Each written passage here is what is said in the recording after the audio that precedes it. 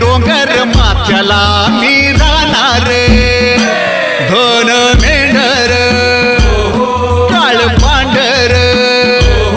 माझी पोकर रानमाळा नचरत हुंदड त्या